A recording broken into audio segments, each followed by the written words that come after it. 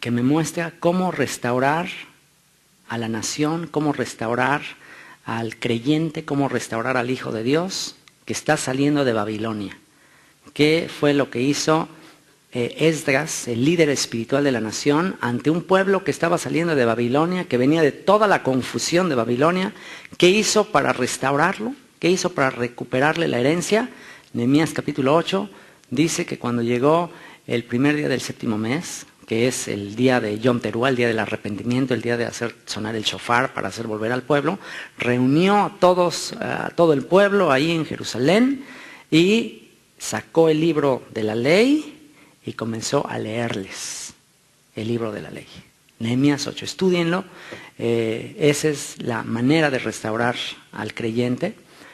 Lo único que hizo Esdras es leer, dice, y leía en el libro de Dios claramente. Eso es lo que hacía Esdras. Leía en el libro de Dios claramente y daba el sentido a la lectura. En otras palabras, explicaba la lectura de modo que el pueblo entendiese la lectura. Eso es todo lo que hizo Esdras. Solo leyó y explicó. ¿Por qué tenía que explicar? Porque había muchos de los que venían saliendo de Babilonia que ya ni siquiera hablaban hebreo.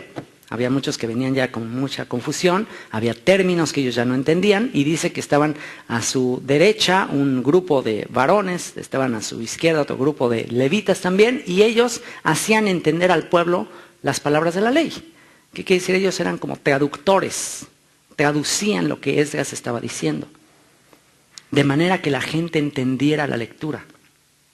Y dice que estuvieron así desde el alba hasta el mediodía, desde las 6 de la mañana aproximadamente hasta el mediodía. Imagínense escuchando al pueblo sin todo aquí aire acondicionado, todo muy bonito, micrófono, espectacular. No, en esa época él ahí en un púlpito de madera, con el rollo, leyendo, dando la explicación, y todo el pueblo, dice, oía atentamente las palabras de la ley. Algo impresionante. No se movían de su lugar. Y dice, el texto me conmueve muchísimo, dice que la gente lloraba al oír las palabras de la ley. ¿Por qué creen que lloraba? ¿Por qué creen que la gente al escuchar las palabras de la ley lloraba? Porque dice la misma escritura que la palabra de Dios es como una espada de 2 filos, que penetra hasta partir el alma. Porque Dios dijo, no solo de pan vivirá el hombre, sino de toda palabra que sale de la boca de Dios. No existe nada en este mundo, ningún mensaje, ninguna información que te sacie como su palabra. Su palabra es nuestro aliento de vida. Hay muchos mensajes, muchas predicaciones que quizás hemos escuchado, pero sus ovejas oyen su voz. Tú sabes cuando el pastor de las ovejas te está hablando. Y el pastor de las ovejas te habla con las palabras de su padre. Él dijo, las palabras que yo hablo no son de mi propia cuenta. Mi padre habla las palabras. Así que la gente lloraba al escuchar las palabras de la ley, y eso trajo como fruto un gran arrepentimiento. Ya vimos qué es arrepentimiento, ¿se acuerdan qué es arrepentimiento? Un retorno a las sendas antiguas, un retorno a la ley. Dice que después de escuchar empezaron a ser generosos, empezaron a repartir porciones, a comer juntos, tuvieron gran alegría, celebraron juntos. Entonces, uno de los frutos que produjo la lectura de la ley fue que fueron generosos. No tuvo que haber un predicador muy hábil en su capacidad de manipular para que tuvieran que dar dinero. No hubo necesidad de eso, no tuvieron que tocarles un violincito. Para que ¿cuánto le vas a dar al Señor? Mira todo lo que el Señor te da, ¿tú cuánto le vas a dar? No hubo necesidad de eso. Solamente les leyeron las palabras de la ley y la gente fue generosa después de eso. ¿Por qué? Porque dice que la gente entendió las palabras que se les habían enseñado. Y eso produjo gratitud. Y después eso que produjo obediencia. Tampoco hubo necesidad de lanzarles pedradas y bola de pecadores, desobedientes. No hubo necesidad. La palabra de Dios fue eficiente, fue eficaz y fue suficiente para convertir sus almas. Y dijeron, oye, aquí dice que hay que celebrar la fiesta de los tabernáculos. Aquí leímos que dice, ¿por qué no lo hemos hecho? Eso es impresionante cuando tú empiezas a leer Y empiezas a ver, oye, hay cosas que aquí dicen y no se están haciendo. ¿Qué pasó? Pues si aquí dice esto hay que hacerlo, ¿no? Y dice que entonces pues, se juntaron ramas y todo y fueron y celebraron la fiesta de los tabernáculos. Otra moraleja, la lectura, la comprensión de las Escrituras producirán obediencia. Uno de los labores más agobiantes, más agotadoras de todos los que son llamados al pastoreo es el pasar años y años y la gente sigue con lo mismo y lo mismo. Y una consejería, y otra consejería, y otra consejería. Y me llaman a las 3 de la mañana y a las 2 de la mañana y ya basta con la hermanita fulanita de tal, ya no puedo. Es que ya le dije 10,000 veces. ¿Cuál es su problema? Se ríen aquí sus pastores, saben a lo que me estoy refiriendo. Y saben que es tan relajado. ¿Saben una de las cosas más relajadas que existen? El ministerio más relajado que existe es el ministerio de exponer la palabra, dejarla por testimonio, es más, dejarla grabada. La fe viene por el oír y el oír la palabra de Dios. Dejarla grabada, ya hay MP3, ya hay iPods, ya hay todas esas cosas. Dejarla grabada y nada más decirle, ¿tienes el mismo problema? Ok, dale clic a este link, ahí está. Josué 1:8-9, escucha eso. A Moisés y a los profetas tiene. Si no escuchas a ellos, a mí no me vas a pelar, por más que yo te diga. Si no escuchas a Moisés, ya ellos te van a decir. Entonces es algo muy relajado, les aseguro que el ministerio se convierte en un deleite. El ministerio se convierte no en una carga, sino en un deleite. Así que si la palabra no está descompuesta, pues, como dicen, si algo no está descompuesto, pues no lo compongas. Si la palabra sigue siendo eficaz, si la palabra sigue convirtiendo almas, pues usémosla, expongámosla ahí, dejemos que ella produzca el fruto. Nosotros solo somos sembradores, nosotros solo somos espectadores. Por eso es que es imposible, una vez que uno está exponiendo la palabra, es imposible gloriarse, jactarse, cuando llegan y me dicen, wow, qué bárbaro, qué elocuencia, estás gruesísimo. O sea, por supuesto que es imposible que yo me gloríe o me jacte, porque veo que yo lo único que estoy haciendo es leyendo y exponiendo, no estoy haciendo nada. Entonces, no, pues la gloria se la lleva a él, por supuesto, porque esto no se me ocurrió a mí. Esto no es un pensamiento que se me ocurrió a mí, esto se le ocurrió a él.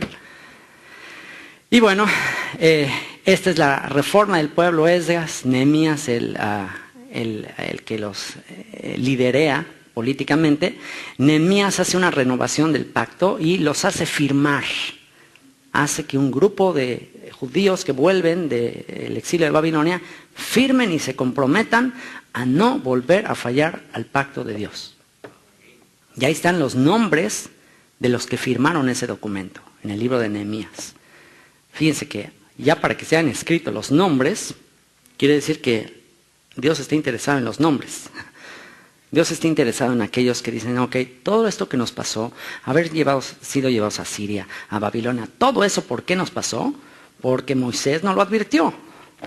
Entonces, para evitar volver a caer en eso, ahora firmamos un documento de que no nos volveremos a apartar del pacto. ¿Pero qué produjo eso como consecuencia? Que muchos de los que volvieron, con el propósito de evitar siquiera la posibilidad de volverse a mezclar con los gentiles y a ser llevados, entonces empezaron a añadir una serie de mandamientos, de tradiciones, de dogmas.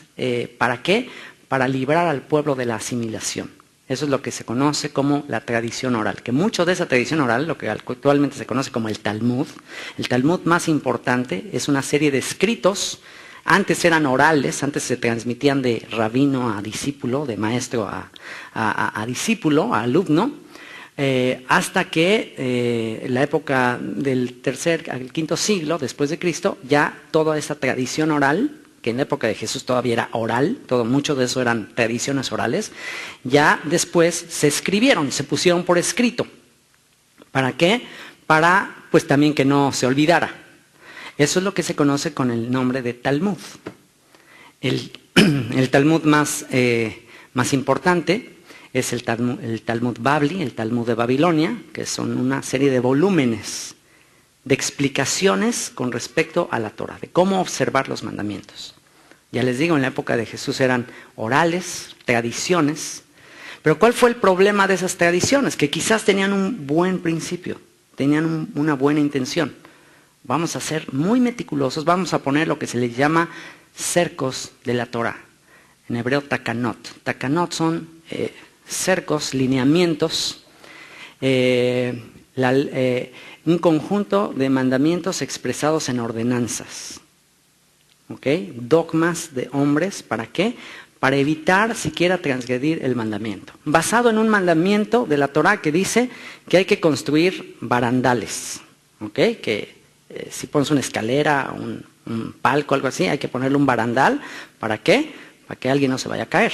Entonces se utilizó ese mismo principio con respecto a los mandamientos.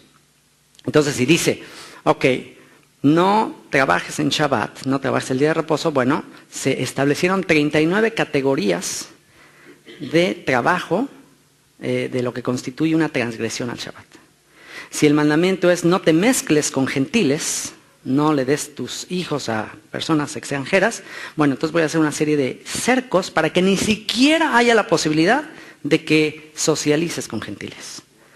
Uno de esos cercos es, por ejemplo, bueno, prohibido comer pan hecho con manos gentiles. Entonces, uno de los más importantes momentos de convivencia, ¿cuál es? La mesa, una comida, ¿no? Entonces ya desde el momento se prohíbe, si los rabinos dicen, ¿sabes qué? Prohibido comer pan de gentiles, prohibido tomar vino de gentiles, pues ya entonces automáticamente ya no puedes. Si se establece prohibido entrar a casa de un gentil, ¿qué es eso? ¿Eso está ordenado por la Escritura? No, eso es un cerco de protección dado con una buena intención. Pero ¿qué fue lo que pasó? Que se empezaron a establecer cercos, y si el mandamiento era, pues bueno, no te pases de esta raya, después, bueno, para que no haya ni siquiera la posibilidad de que te pases de esta raya, voy a poner un barandal aquí. ¿Ok? Pero ¿qué pasó después de unos años con otro rabino que llegó y bueno, para que ni siquiera haya la posibilidad de que te acerques a este barandal, entonces ahora te lo pongo acá.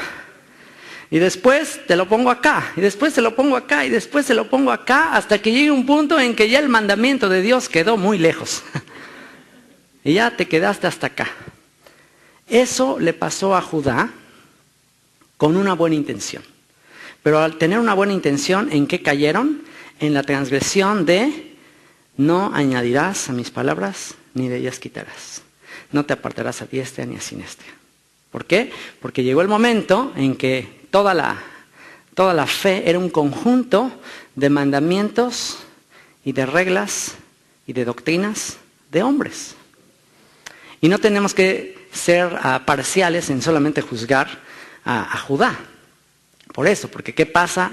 Muy comúnmente, ¿qué pasa en los diferentes movimientos o grupos religiosos o denominaciones? ¿Qué pasa? Exactamente lo mismo. Se ponen cercos y cercos y cercos y poco a poco se van poniendo reglas y reglas y reglas y reglas hechas por hombres. Quizás con una buena idea, quizás, bueno, ¿sabes qué? Mira, es que para cuidar la alfombra, pues que hay que cuidar que nadie entre con pies sucios y a ver y cómo te vas a vestir y a ver no uses pantalones. Entonces empiezan a poner un montón de reglas para supuestamente tener ciertas motivaciones adecuadas. Pero después llega un momento en que se convierte todo en un sistema de reglas y a veces una regla contradice la otra y es una complicación. Eso sucede después de Babilonia, de tal manera que llega un punto en que en la época de Jesús, ante tanta tradición, y una de las razones por la que lo cuestionaban, es porque había ciertas ocasiones en que él no seguía la tradición de los ancianos. ¿Por qué tus discípulos no andan conforme a la tradición? ¿Por qué comen pan con manos inmundas? Porque el día de ayer, ¿se acuerdan que comimos el pan? Bueno, haber hecho eso así como lo hicimos, eso está prohibido dentro de la tradición judía. Antes de haber partido el pan, teníamos que ir a hacer un lavado ritual de manos. ¿Okay? Hay que lavarse las manos en toda ceremonia tradicional, ortodoxa, judía. Antes de tocar el pan, no se puede tocar el pan con manos inmundas. ¿De dónde surge esto? De una enseñanza que de las manos, por las manos estar en contacto con lo material y todo, se les pega impureza. Y esa impureza, al tocar el pan, pues después te lo comes y entonces esa impureza entra y te contamina. Entonces, para evitar esa impureza que te contamina, entonces hay que hacer un lavado ritual en el que ya tus manos están santas, consagradas, limpias, ya no entra ningún espíritu chocarrero, nada malo, y ahora sí ya te lo puedes comer. Pero ¿de dónde surge eso? Bueno, mucho de eso es superstición. Mucho de eso es superstición. Mucho de eso es de Babilonia. Entonces, llega Yeshua y dice, no, nada de lo que entre al cuerpo contamina el cuerpo, sino lo que sale es lo que contamina el cuerpo. Porque lo que entra se va al estómago y se digiere y luego se va a la letrina. Entonces eso no contamina al hombre. Lo que contamina al hombre es lo que sale del corazón. O sea, la maldad no entra de afuera, la maldad sale de dentro. Dice, esto dijo, y esto es importante conocer el contexto, dice, esto dijo haciendo limpios todos los alimentos. Ahora, eso no quiere decir, como ya dijo que todo es limpio, voy a entrarle a los ratones, a las cucarachas, voy a comer lo que sea, ya al fin que Jesús dijo que ya todo es limpio. Bueno, ese es el otro extremo de no entender el contexto del que está hablando, porque el tema del que está hablando ahí no es la comida, el tema es el ritual, la ceremonia, la tradición que dice, ¿por qué ustedes por sus tradiciones invalidan la palabra de Dios? Si ya Dios dijo que algo es limpio, si ya Dios dijo que este alimento se puede comer y es limpio, tú no por una tradición vas a decir que ya no es limpio. Si Dios ya dijo en Levítico capítulo 11, esto puedes comer y esto no puedes comer, por más que bendigas lo que Dios dijo, no puedes comer eso, no se va a bendecir. Porque la palabra que sale de la boca de Dios no se puede ir en contra de ella. Si Dios ya dijo, mira, los animales que no rumian ni tienen pezuñas hendidas, de eso no comas. Y les dejo de tarea cuáles son. Y del mar, lo que tenga escamas y aletas, eso sí, lo que no te lo puedes comer. Les dejo de tarea que no se puede comer. Entonces, ¿qué pasa? Llega la teología cristiana, cuyo fundamento tiene mucho que ver con Roma, que trata de desligarse de todo lo judío, y que una de las maneras más claves es el aspecto de la comida y todo. Entonces se agarra de pasajes como ese de Jesús, dice, no, mira, ya no importa, ya hay que comer de todo, ya no importa, come de todo. Ya no participes, y fueron decretos incluso después de Nicea y de los posteriores líderes de la iglesia romana, que decretaron no ser partícipe con respecto a la dieta judía, que cualquiera que se le sorprendiera tratando de guardar dieta judía iba a ser excomulgado, iba a ser considerado hereje. Entonces se utilizan pasajes como ese de Jesús, que hace limpios todos los alimentos, que no está Jesús, porque si Jesús dice, ya puedes comer todo, ya, ok, éntrale a todo lo que dice que no puedes comer, entonces Jesús estaría yendo en contra de la Torá. ¿Y qué clase de profeta es alguien que va en contra de la Torá? Es un falso profeta. Entonces, Jesús no está hablando del tema de la comida o no, está hablando de ese ritual, esa tradición, netilat yadayim, lavamiento de manos. Y cuando Pablo dice, todo lo que Dios ha creado es bueno si se toma con acción de gracias. Y Pablo da la clave para saber qué te puedes comer y no te puedes comer. Pablo dice que la comida con acción de gracias, dice, todo es santificado por la oración y por la palabra de Dios. Eso dice Pablo. Lo que te comas es santificado, es consagrado para comértelo por la palabra de Dios y por la oración. O sea, al orar por él y la palabra de Dios. Ahora, para Pablo, cuando él escribe esa carta, para él, ¿qué era la palabra de Dios? ¿Cuál era la palabra de Dios escrita para la época de Pablo? La Torá. Entonces, Pablo al decir la Torá, sí, gracias. Pablo al decir todo es santificado por la palabra de Dios, lo único que está diciendo es, si la palabra de Dios te autoriza a comer eso, ya está santificado. O sea, Dios no cambia. Y otra vez, por más que bendiga, Señor, tú dijiste que esto no me lo coma, pero bendícelo y me lo como. No puede ser así, ¿no? Y luego todavía bendícelo y bendíceme que no me dé colesterol y no me engorde. No, pues espérame.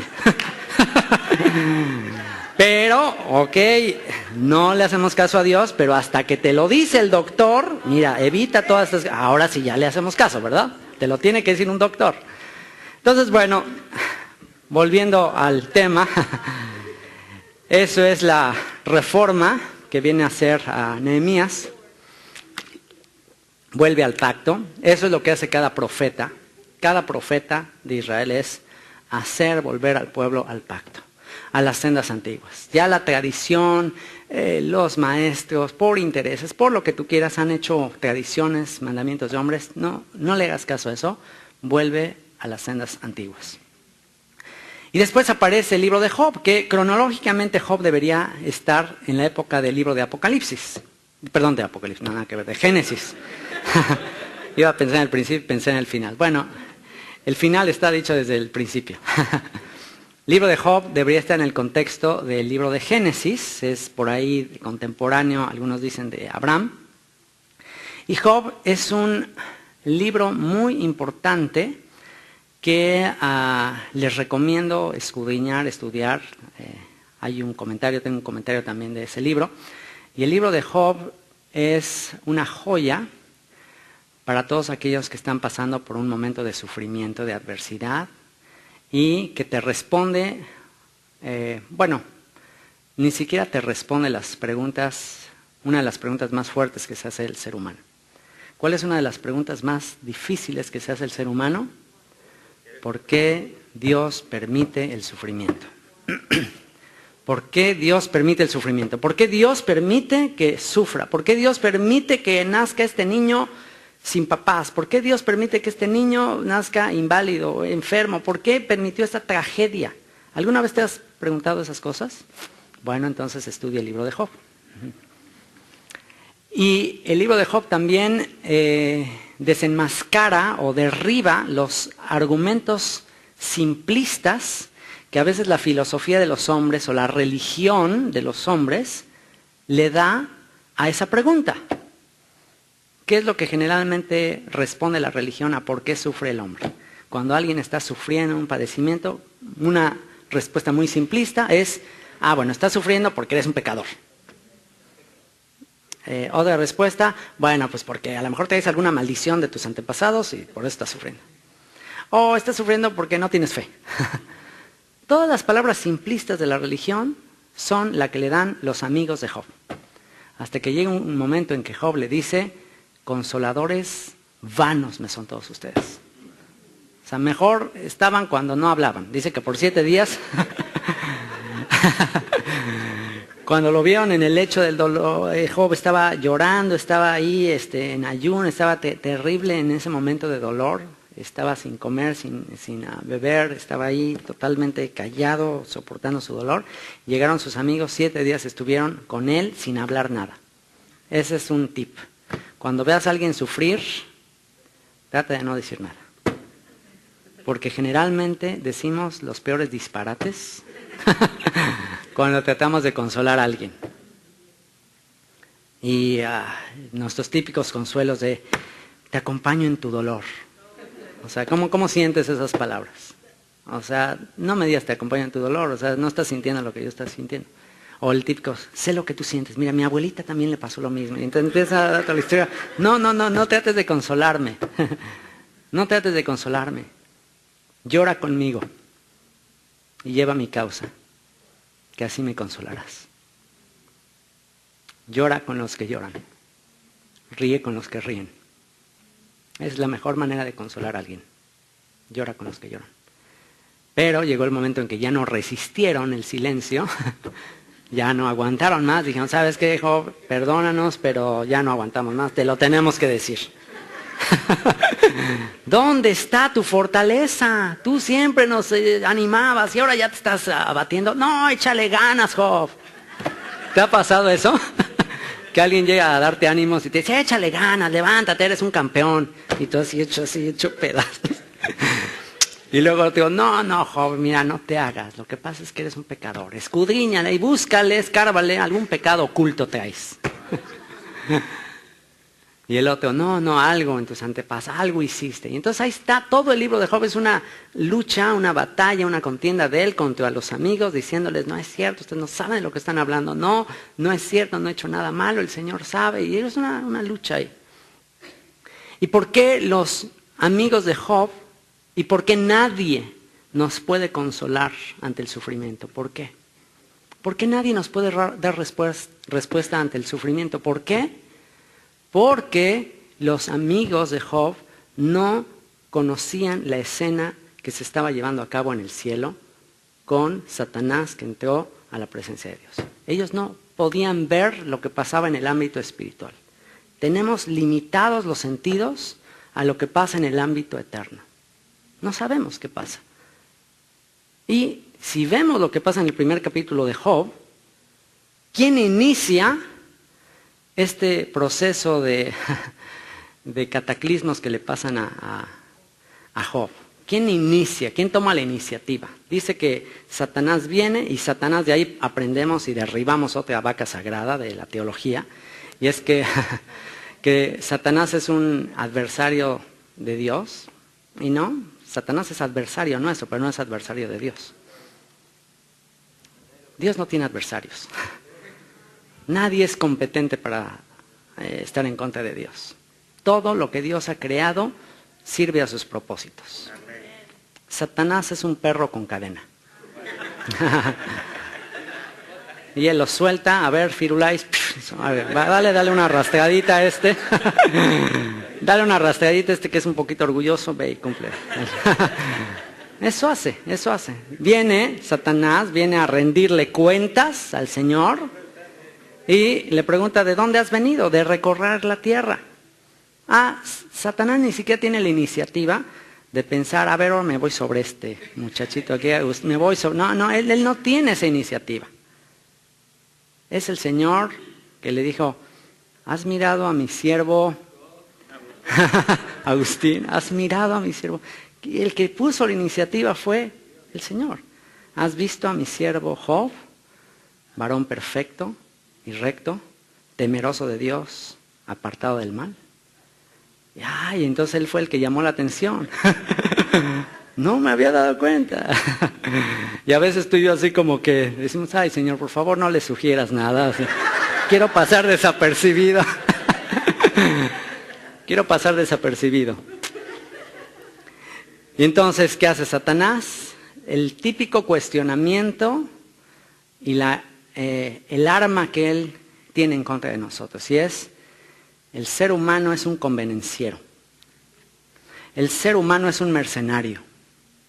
El ser humano solo te sirve porque le conviene. Quítale todo lo... bueno, eso es así. Que no, todo lo que le has bendecido, mira, le has dado riquezas, todo, pues así que no, te sirve. Quítale todo eso y verás cómo te maldice en tu propia cara. ¿Y qué es lo que Dios le trata de demostrar a Satanás y a la humanidad entera? Es que el ser humano es capaz de responder. Que Dios no se equivocó al crearnos. Que el ser humano es capaz de responder y de ser agradecido. Y el ser humano es una obra maravillosa de Dios. Le dijo, te voy a demostrar que no es un mercenario, te voy a demostrar que no es un convenenciero, quítale todo, nada más, te voy a demostrar que no es un mercenario. Y bueno, le quita todo, y en ese momento Job dice que ni aún así se atrevió a blasfemar en contra de Dios. ¿Y qué fue lo que dijo? Recibiré el bien, recibiré la bendición y no recibiré el mal. Y eso es otra muy buena lección.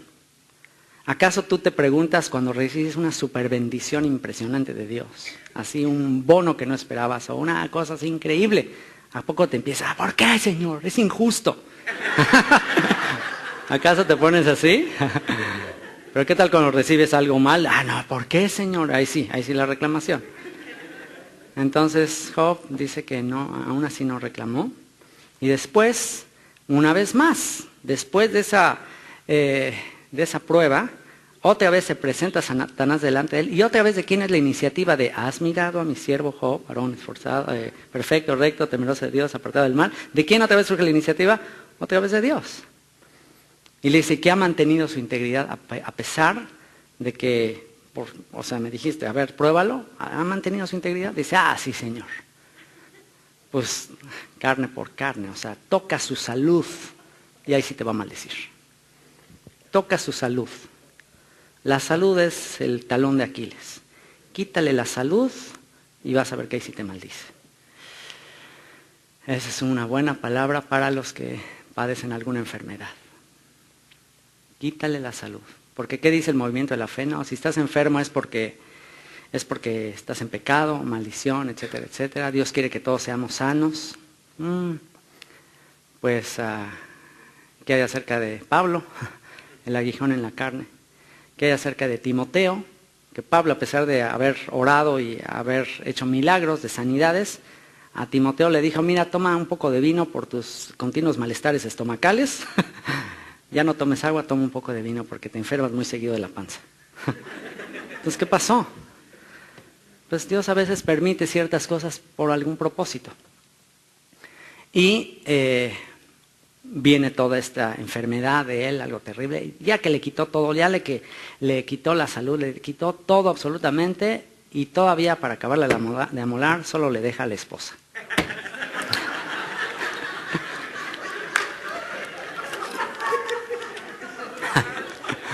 Bueno, no se sientan mal, esposas, no sientan mal. ¿Por qué lo digo? Porque la esposa, en vez de unirse a él en su lamento y todo eso, ¿qué fue a la esposa decirle?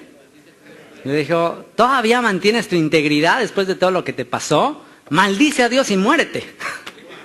Entonces, ahí sí, por eso Satanás no se la quitó a ella, porque ya fue darle el tiro de gracia.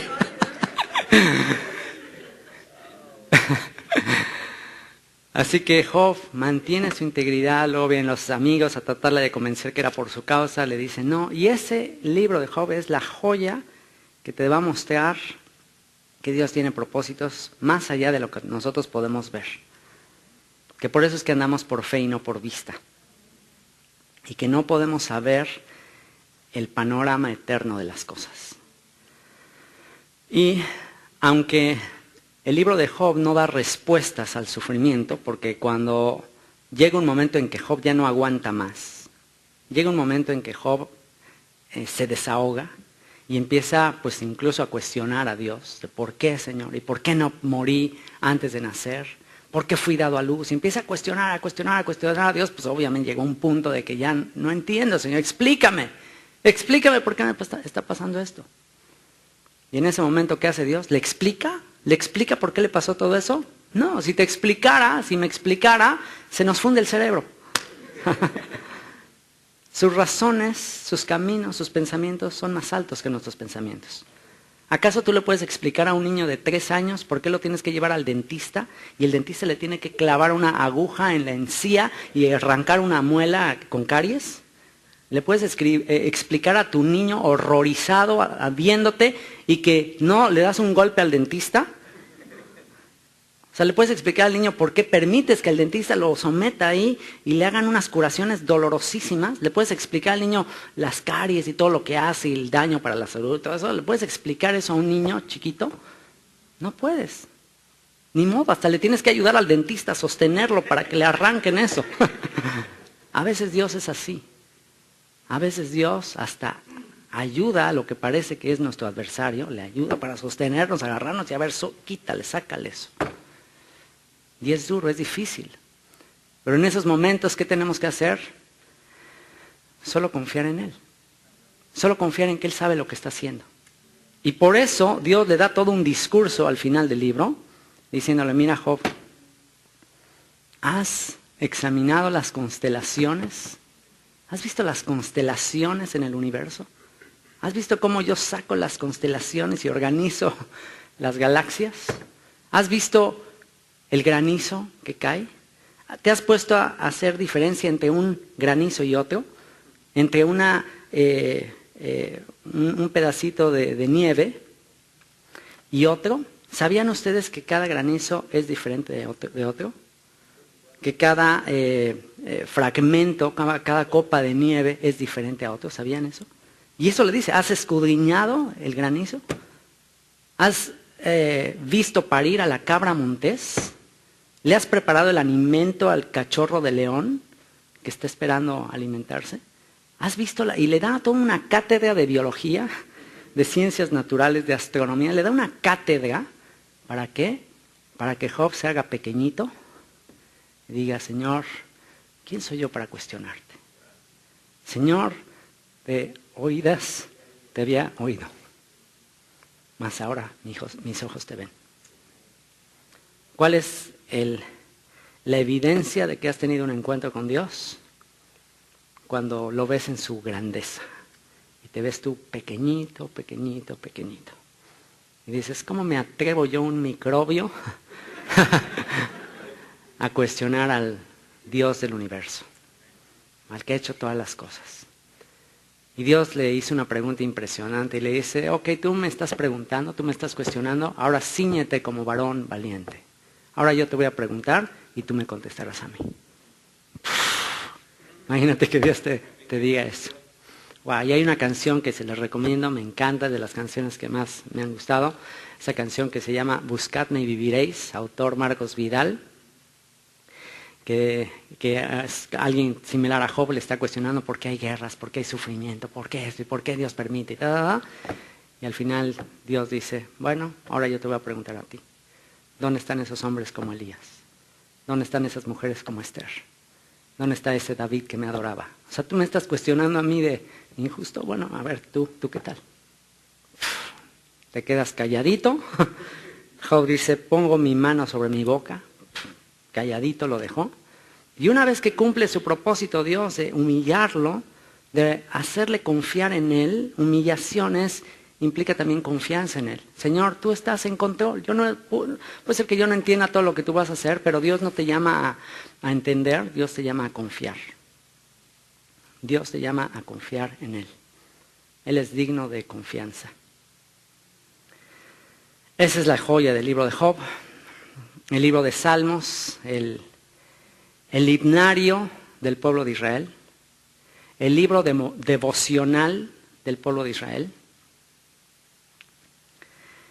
La Torá es la instrucción, los salmos son la devoción. Torá, instrucción, salmos, devoción. Así como la Torá son 5 libros, también los salmos tienen 5 libros o 5 secciones, escritos por David principalmente, por Asaf en algunos casos, hay uno por ahí que escribió Moisés también, y es el libro que ha acompañado al pueblo de Israel, y no nada más al pueblo de Israel, sino a todas las naciones, en su anhelo de intimidad con Dios. Aún hace muy poco, en un momento crítico de la historia de esta nación, esa escena que fue captada por todos los televisores del mundo y que sacudió al mundo entero, no nada más esta nación, ese momento donde 2 aeronaves chocaron sobre las torres gemelas, símbolo del poderío de esta nación. En un momento así tan fuerte, se presentó el presidente Bush en ese famoso discurso que dio, y el salmo que recitó fue el Salmo 23. El Señor es mi pastor, nada me faltará. Junto a delicados pastos me pastoreará, junto a aguas de reposo me pastoreará. Y recite ese salmo precioso, el Salmo 23, aún en esta generación, en nuestra época, ante un cataclismo así. ¿Por qué? Porque ante un cataclismo, ¿qué es lo único que nos consuela? Pues lo mismo que consoló al rey David en tiempo de persecución. Aunque ande en valle de sombra de muerte, no temeré mal alguno. Tu vara y tu callado me infundirán aliento. Aderezas mesa delante de mí en presencia de mis angustiadores, mi copa está rebosando. Ciertamente el bien y la misericordia me seguirán todos los días de mi vida, y en la casa del Señor moraré por largos días. Un salmo que ha acompañado a la humanidad a lo largo de su historia, este libro precioso de los salmos. Y después viene el libro de Proverbios, que es un libro de sabiduría, un libro de consejos, un libro escrito por el hombre más sabio de toda la historia, el rey Salomón, que en su periodo de adolescencia prácticamente, cuando iba a asumir el liderazgo de la nación de Israel, Dios se le manifestó y le dijo, pídeme lo que quieras, que yo te lo daré. ¿Qué le hubieras pedido tú? Pídeme lo que quieras, que yo te lo daré.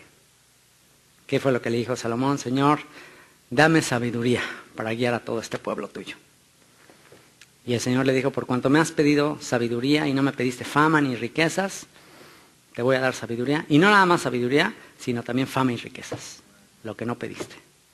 Wow, y le dio una gran sabiduría, pero la vida de Salomón nos ilustra que la sabiduría no es algo que tú puedas simplemente tener ya todo el tiempo, es algo que hay que retenerlo, es algo en lo que hay que perseverar, es algo que hay que practicar, porque si la dejas momentáneamente, ¿qué pasa? Te dejará ella también a ti. Y hubo un periodo histórico en que Salomón se apartó de esos dichos de sabiduría que él mismo escribió en los Proverbios. Los Proverbios es el código de sabiduría. ¿Quieres tener prosperidad, que todo te salga bien en todas las cosas? ¿Quieres tener sabiduría para las relaciones interpersonales? Te reto a que memorices, escudriñes el libro de Proverbios. Nosotros en la escuela le damos escuela en casa a los niños. Le platicaba a los pastores de 4 fundamentos que Dios nos ha mostrado, claves para nuestra fe. Fundamento número 1, el entendimiento del sacrificio de Yeshua para el perdón de nuestros pecados. Ese fue el parteaguas de nuestra vida. Número 2, el estudio sistemático de la palabra de Dios, línea por línea, verso por verso, renglón tras renglón. Número 3, el descubrimiento de las raíces hebreas de la fe.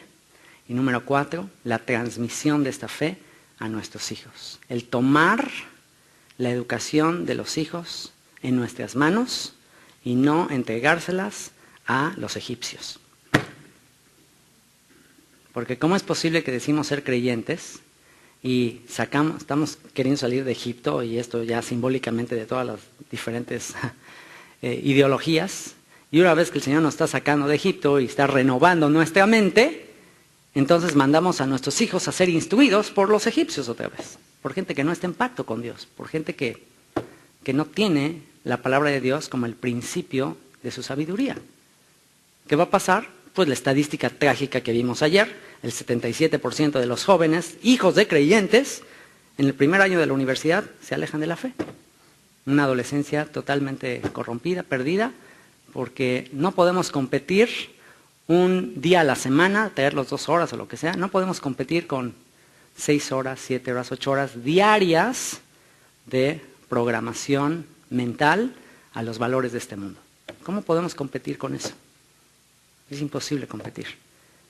Estamos transgrediendo el primer mandamiento. Estas palabras que yo te mando hoy estarán sobre tu corazón y las repetirás a tus hijos. Y hablarás de ellas cuando estés en tu casa y andando por el camino de acostarte y a levantarte. Ese es el primer mandamiento. Si transgredimos ese primer mandamiento, ¿qué vendrá todo lo demás? Wow.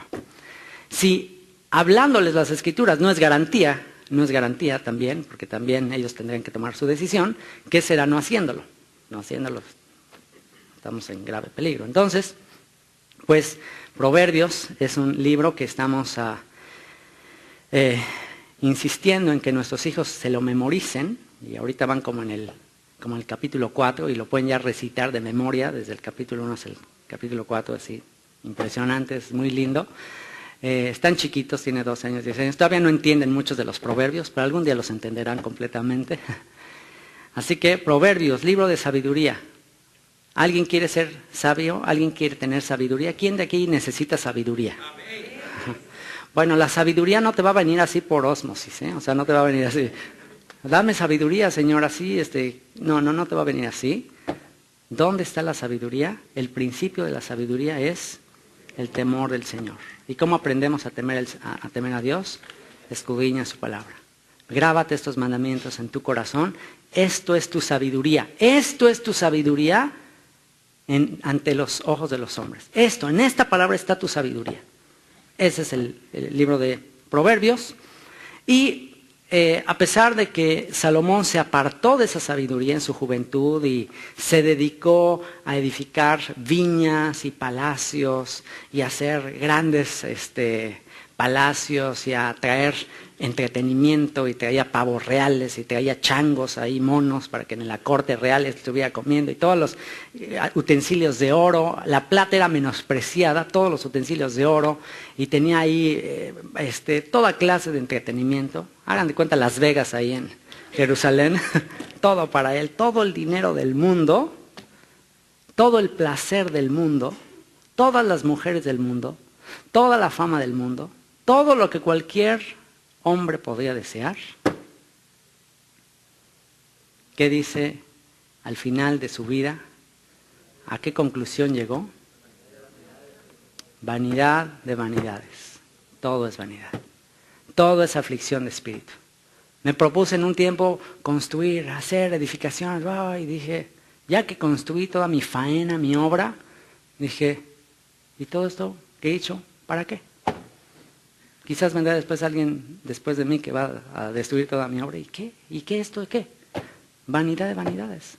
Dice, propuse no negarle a mi carne nada de lo que deseara. Nada de lo que mi ojo deseara, se lo negué. Todo lo que se me antojaba, esto me lo he hecho, y me lo he hecho, y me lo he hecho, todo. Era metodista. Se metía de todo. Probó todo. Y al final de su vida, ¿qué dijo? Vanidad de vanidades. El final del discurso es este. Volvió al principio. El final del discurso es este. Teme a Dios y guarda sus mandamientos. Porque esto es el todo del hombre. Esto es el todo del hombre. Esto es lo que realmente vale la pena.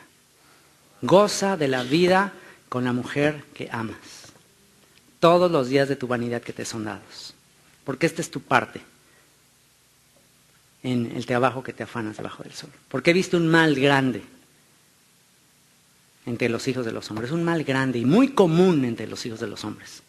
El hombre al que le da bienes, pero no le da el don de disfrutarlos. Un mal muy común y muy grande en naciones muy prósperas, que tienen todo y tu casa la ves llena de todo lo que has comprado y que ahora lo tienes que estar pagando mes con mes. Y ya compraste tantos libros, y ya compraste tantos juegos y juguetes y tecnología, y tantas cosas. Dices, bueno, ahora ya nada más necesito el tiempo para ver todas estas películas que compré, para leer todos estos libros. Ya no, ahora tantos libros, no hay tiempo. Tantas películas, no hay tiempo. Tanta Biblia, no hay tiempo para nada. Y te levantas de madrugada, te vas tarde a reposar, comes pan de dolores. ¿Y de qué sirve todo eso? Vanidad de vanidades. El fin del discurso es, teme a Dios, guarda sus mandamientos. Esto es el todo del hombre. Y viene el libro de Cantar de los Cantares. Cantar de los Cantares se le ha tratado de dar toda clase de alegorías. El cristianismo dice es el romance de Jesús con la iglesia. El pueblo de Israel dice no, es el romance de Dios con el pueblo de Israel. Hagan sus apuestas. ¿Cuál será el romance? La Sulamita, ¿quién representará? Pónganse a pensar de quién hablará.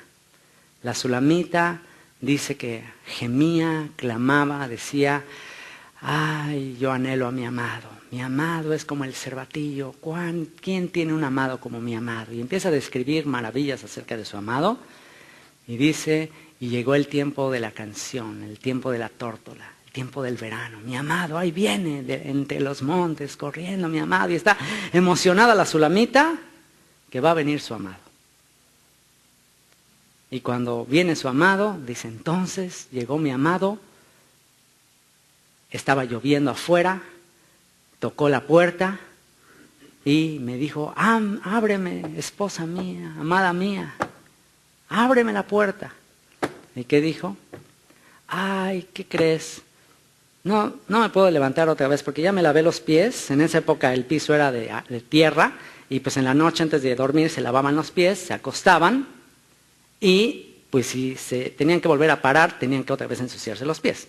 Entonces le toca el amado, y ella que tanto mi amado, cuando llega a tocarle, dice, no, ya me lavé los pies, ya no me puedo volver a parar. Dice, y de repente se me sobresaltó el corazón, y fui y le abrí, pero cuando le abrí, mi amado se había ido. Y dejó la manija oliendo a mirra. Y entonces salí por las calles y les pregunté a los guardas de la ciudad y le pregunté a la gente, ¿dónde está mi amado? Si ves a mi amado, has de saber que estoy enferma de amor por él y que no puedo dormir. ¿Dónde está mi amado? ponte a pensar quién será esa sulamita, quién será ese amado. Le escuché un comentario a un rabino que me impactó y que dice, la amada, la sulamita obviamente es el pueblo de Israel, el amado, dice, es el Señor que cuando trató de rescatar a su pueblo del exilio, no le abrió la puerta. Y eso lo dice un rabino ortodoxo, que no sabe ciertas cosas que se nos han revelado. Dice, y entonces salir a buscar al amado y dice, si veis a mi amado, has de saber que estoy enferma de amor y no puedo dormir, etc. Dice, ¿cómo es que dice estoy enferma de amor? O sea, no tiene lógica estoy enferma de amor si cuando te fue a tocar no le abriste. O sea, simplemente por no entusiasmarte como que estás súper enamorada y no le abres la puerta. ¿Qué es eso? Dice, no, dice, en hebreo la frase significa mi amor está enfermo. Sí, como Pedro, o sea, sí le amaba, pero algo está mal en nuestro amor y no, en el momento que necesitaba recibirlo, no lo recibí. Si ves a mi amado, hazle saber que mi amor está enfermo. Y todo ese libro es una canción de romance, es una seducción. Es una seducción, es muy romántico el libro, por eso se llama El Cantar de los Cantares. Es el máximo cantar, la máxima canción, es pura alegoría, pura poesía relacionada con Salomón y una sulamita, una de sus esposas, pero que es una historia alegórica, romántica, de la redención de Dios a su pueblo, que habría de ser exiliado entre las naciones, la sulamita que es morena, el sol me quemó, no me mires así porque soy morena, sino que el sol me quemó, tiene que ver con el culto al dios sol, a Baal, y se contaminó, se ennegreció, pero que aún así el Señor le amaba. Es una cosa impresionante, les recomiendo estudiarlo verso por verso, Cantar de los Cantares. Es mi libro favorito, al igual que los otros 65 libros de la Biblia. Y viene la sección de los profetas. Pasamos por los libros históricos, los libros poéticos, viene la sección de los profetas, Isaías. Isaías, un profeta que fue enviado a Judá, a la casa de Judá. Los profetas se dividen en dos secciones. Solo recuerden esto, va a ser mucho más fácil. Profetas, dos secciones. Profetas mayores, profetas menores. ¿Cuál es la diferencia entre los profetas mayores y los profetas menores? Los mayores escribieron mayor contenido. Los escritos de los profetas mayores, valga la redundancia, tienen mayor contenido. Isaías, Jeremías, Ezequiel, escribieron más capítulos. Y los profetas menores tienen menos contenido. El profeta menor de los menores, el que menos contenido escribió, pero más sustancioso, que es con el que vamos a cerrar esta serie de conferencias, el día de mañana, no se lo pierdan, el profeta Abdías, es la profecía más pequeñita, pero más contundente. La profecía de Abdías nos habla de cuál es el prerequisito para que venga el día del Señor. ¿A quién le gustaría que ya se manifieste el día del Señor? ¿A quién le gustaría que ya venga la redención final? Ok, bueno, Abdías dice qué tiene que suceder antes de eso. Y ya empezó a suceder. Yo espero que el día de mañana, después de escuchar la profecía de Abdías, haya en Nashville, Tennessee, un destello más de esa profecía de Abdías, para que entonces venga el día del Señor. A eso lo veremos el día de mañana. Y bueno, Isaías es uno de los profetas mayores. De hecho, es uno de los profetas mayor de los mayores, porque es también el que escribe. Curiosamente, el libro de Isaías tiene 66 capítulos. Y aunque ayer hablamos de que la Biblia en realidad no tiene capítulos ni versículos, aún los capítulos y versículos, aún las traducciones, aún todo, la Biblia ha sido, yo estoy completamente convencido, aún en las traducciones, estoy seguro que el Espíritu Santo ha estado interviniendo. Aún en la confusión, Dios tiene un plan. Y es interesante que la profecía de Isaías está dividida en 66 capítulos. Algunos comentaristas dicen que Isaías es el resumen de los 66 libros de la Biblia. Que 66 capítulos de Isaías es como un resumen, un panorama de los 66 libros de la Biblia. Y eso es muy interesante, porque supuestamente, de acuerdo a esta teoría, el primer capítulo tiene que ver con Génesis, el segundo con Éxodo, el tercero con Levítico, el cuarto con Números, el quinto con Deuteronomio, y así hasta el 66, que tiene relación con Apocalipsis. ¿De qué habla el capítulo 66? Cielos nuevos, tierra nueva. La redención final. ¿De qué habla Apocalipsis? Cielos nuevos, tierra nueva. El equivalente al primer libro del Nuevo Testamento, en el capítulo, en Isaías. ¿Cuál es el primer libro del Nuevo Testamento? Mateo. ¿Qué número del libro es el Evangelio de Mateo? ¿Cuántos libros tiene el Antiguo Testamento? El Antiguo Testamento tiene 39 libros. El Nuevo Testamento, 27 escritos. Entonces, si el Antiguo Testamento tiene 39 libros, el Evangelio de Mateo, ¿qué número es? En los 66, el libro 40. ¿De qué trata Isaías 40? ¿Cómo empieza Isaías 40? Consolaos, consolaos, pueblo mío. Hablen al corazón de Jerusalén que su tiempo es ya cumplido, que su pecado es perdonado, que doble ha recibido del Señor por todos sus pecados. Voz que clama en el desierto, preparad camino para el Señor.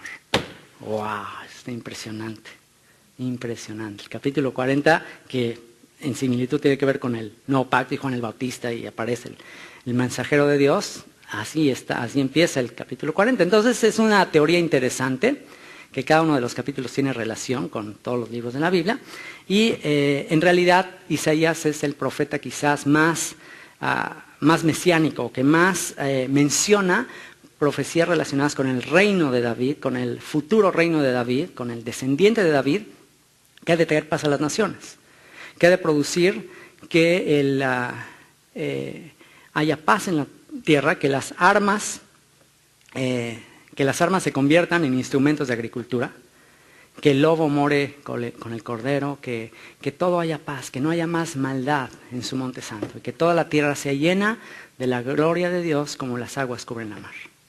Ese es el tema del profeta Isaías. Después viene el profeta Jeremías, que el profeta Jeremías es testigo de mucho de lo que profetizó Isaías. Isaías profetizó el juicio de la casa de Judá, el exilio, la restauración también. De hecho, el tema central de los profetas es juicio de Israel, ya sea de Israel, las tribus del norte, o de Judá, y restauración. Ese es el mensaje de los profetas. Les decía yo que dos cosas tienen que recordar de los profetas. Número uno, profetas mayores, profetas menores. Ya dijimos que son profetas mayores y que son profetas menores. Otra cosa que tenemos que saber es que algunos profetas fueron enviados a la casa de Israel y otros profetas fueron enviados a la casa de Judá. Entonces tenemos nada más que checar en qué periodo histórico aparece cada uno de ellos y saber a quién le habló. Es muy importante para entender el contexto de un profeta, saber quiénes son los destinatarios de su mensaje. O sea, tú nada más puedes agarrar así una profecía y decir, bueno, eso me lo está diciendo a mí el Señor. Bueno, puede ser que sí, pero tienes que ver también el contexto de a quién está escrita. ¿Ok? Y Jeremías le habla también a la casa de Judá. Jeremías anuncia el inminente juicio y exilio a Babilonia. Jeremías les estuvo advirtiendo que se arrepintieran. No le hicieron caso, hasta que fue llevado cautivo a Babilonia. Y Jeremías intercedió ante Dios por el pueblo de Judá. Le dijo, Señor, por favor, no hagas esto, porque Dios le reveló que lo iba a llevar al exilio. Y Jeremías oró y oró y oró, no, Señor, no lo hagas, hasta que Dios le dijo, Jeremías, ya. Ya no ores por este pueblo. Ya no ores por este pueblo. Está decretado que viene el exilio.